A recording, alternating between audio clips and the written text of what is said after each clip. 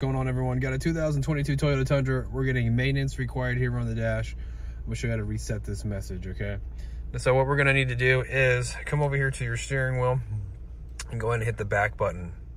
All right, I'm gonna scroll back in here and hit the back button, and then we're gonna move over to the left. We're gonna use the left button you have right here, and we're gonna go to this gear symbol you have here, okay? So right here on the gear symbol, then we'll scroll down till you get to vehicle settings.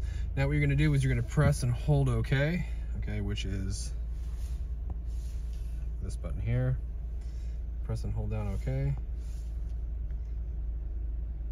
And then you're going to vehicle settings and scroll down till you get to scheduled maintenance. Push OK. Actually want to reset, hit yes, okay. Then we'll go back out, hit the back button, okay. Now we're going to scroll over to the right, and this is where your messages are. Your message is now gone, and that's how you reset the maintenance required message right there. Hope the video was helpful. If it was, appreciate it if you like and subscribe. See you in the next video.